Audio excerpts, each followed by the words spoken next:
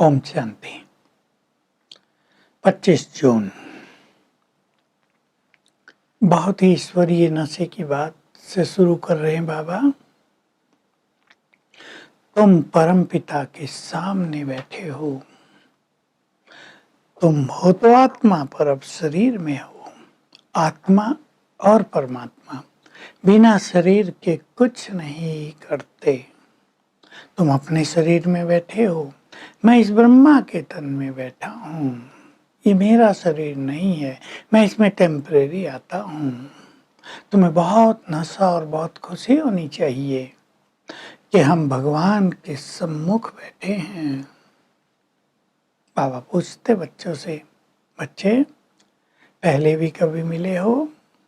बच्चे बड़े उमंग से उत्तर देते हैं, हाँ बाबा, 5000 वर्ष पहले भी हम आपसे ऐसे ही मिले थे और मिलते ही रहेंगे। 5000 वर्ष पहले भी आपने हमें वर्षा दिया था, अब पुनः आप हमें वर्षा देने आ गए हो। हम आपको कैसे भूल सकते हैं?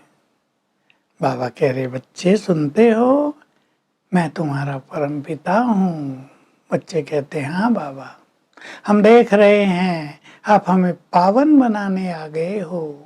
आप वही हो जिसको हमने बहुत याद किया जन्म जन्म। रूरियान बाबा बता रहे हैं बच्चे और बाप की। बाबा बहुत प्यार करते थे ना अपने बच्चों को। बूढ़ी बूढ़ी माताएं आती थी जो ज़्यादा नहीं समझती थी, बाबा कहते थे तुम शिव बाबा को और अपने स्वर्ग को याद किया करो। बस माताएं उसी में बहुत खुश होती थी। ज्ञान की ओर ले चल रहे हो, आत्मा पुनर्जन्म लेती है। शिव बाबा पुनर्जन्म नहीं लेते, लेकिन एक बार जन्म अवश्य लेते हैं। बाबा कह रहे, तुम सन्यासियों से पूछो, आत्मा का पुनर्जन्म होता है? हाँ कहेंगे। पूछो परमात्मा का पुनर्जन्म होता है? तो सोचने लगेंगे। पुनर्जन्म न होता तो तुम शिवरात्रि कैसे मनाते? लेकिन मैं केवल एक बार आता हूँ, बार बार जन्म नहीं लेता हूँ। ऐसे नहीं एक शरीर छोड़ा दूसरा लिया। अब मैं तुम्हें आज्ञा दे रहा हूँ बच्चे, मुझ पर बलिहार जाओ तो मैं तुम्हें 21 जन्मों के लिए बहुत सुख दूंगा।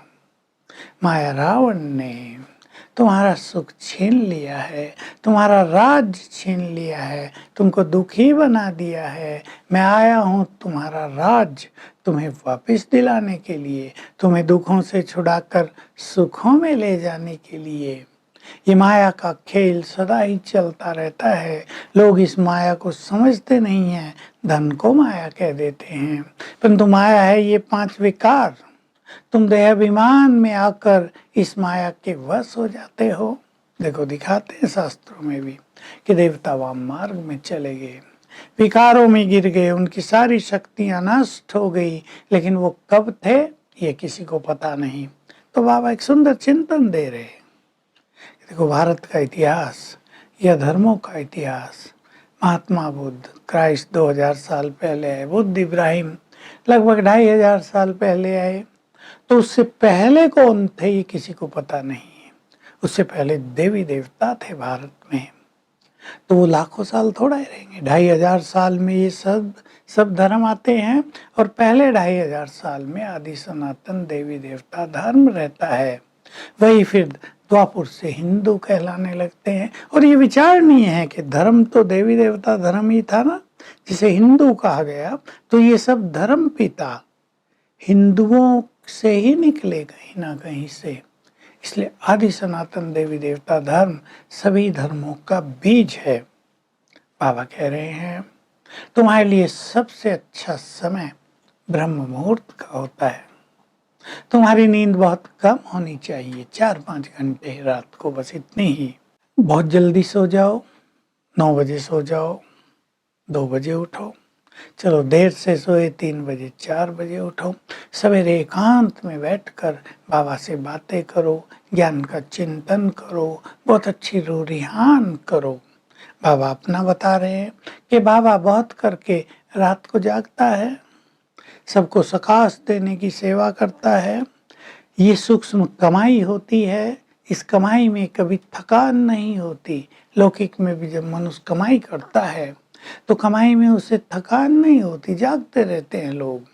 तो बाबा बहुत फोर्स दे रहे हैं कि सवेरे का समय बहुत ही सुंदर होता है, तुम इसका लाभ उठाओ। बाबा से मिलन होता है, शक्तियाँ मिलती हैं, वातावरण शुद्ध होने के कारण तुम ज्ञान का बहुत अच्छा चिंतन कर सकते हो, तो तुम्हारी झोली ज्ञान रत्नों से भरती रहती है। लेकिन बाबा कह रहे बच्चे कभी उठते हैं, कभी सुस्ती कर देते हैं, फिर आदत पड़ जाती है सोने की। तुम्हें ऐसे ही उठने की आदत बहुत बहुत ज़्यादा डालनी है, तो इससे तुम्हारा बहुत कल्याण हो जाएगा। तो हमें नशा भी रखना है।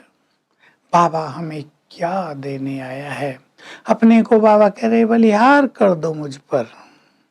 तुम भक्ति में गाते थे ना, जब आप आओगे हम आप पर बलिहार चढ़ जाएंगे। अब मैं आया हूँ, तुम्हारे पास तो बहुत थोड़ा है, तुम मेरे को सर्वस्व समर्पित कर दो। मैं 21 जन्म तुम पर सर्वस्व समर्पित करता जाऊंगा। तुम्हारी कलाएं गिरती आई, 16 से 14, 14 से 12, 12 से 10, और तुम नीचे आ गए हो, दुखों के जंजाल में फंस गए हो। अब तुम्हें मेरी मत पर चलकर सुखी होना है, मनुष्य देवता बनना है। मैं तुम्हारा बाप हूँ। बाप कोई गलत मत थोड़ा ही देगा, बाप कोई दुखों में जाने की मत थोड़ा ही देगा। बाप तो दुखों से निकाल कर सुखों का रास्ता बताएगा। तुम्हें ये विश्वास हो और मेरी मत पर चलते रहो, तो हम सभी बलिहार भी जाएंगे।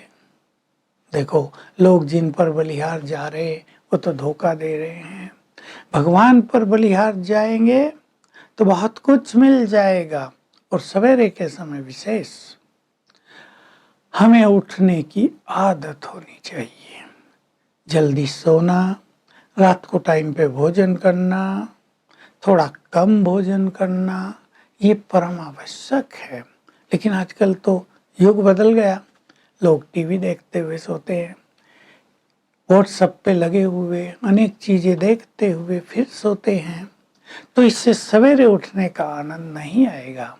अगर आपको अमृत वेले परमात्म मिलन का आनंद लेना है, तो जो इलेक्ट्रॉनिक्स के साधन हैं इन्हें रात को देखना बंद कर दें। सुंदर विचारों में मुरली पढ़कर योग युक्त होकर फिर सोएंगे तो सवेरे का टाइम बहुत सुखद हो जाएगा। वरदान है, देवान को अर्पण कर संपूर्ण समर्पण होने वाले योग युक्त और बंधन मुक्त भव। सबसे बड़ा त्याग देवान का त्याग है। आत्मिक स्वरूप में स्थित होना इससे सहज हो जाता है। इसे लगाव और मैंपन दोनों मिट जाते हैं, और देवान से जुड़े हुए जो बंधन है आत्मा के लिए वो समाप्त होने लगते हैं। बंधन मुक्त स्थिति आ जाती है। तो जो लगाव मुक्त हैं और मैंपन से मुक्त हैं वही संपूर्ण समर्पण माने जाते हैं। ऐसी आत्माएं ही योग युक्त होकर बंधन मुक्त हो सकती हैं। स्लोगन है, सर्वशक्तिवान को अपना साथी बना लो तो सफलता सदा ही आपके चरणों में रहेगी। बहुत सुंदर स्लोगन है। बस याद रखना है, आज का हम ये अभ्यास करेंगे, सारा दिन याद रखेंगे, सर्वशक्तिवान मेरे साथ है। केवल ये नशा। और दूसरा अभ्यास करेंगे साथ साथ, मेरे साथ है तो कैसे साथ है? सिर के ऊपर छत्र छाया है। तो हमारी पावर कई गुना बढ़ जाएगी, सफलता भी मिलेगी, माया का भी कोई प्रभाव हम पर नहीं होगा। Om Shanti. To watch Peace of Mind channel videos on YouTube, subscribe us on youtube.com/tvpeaceofmind. Just a click for a peaceful life.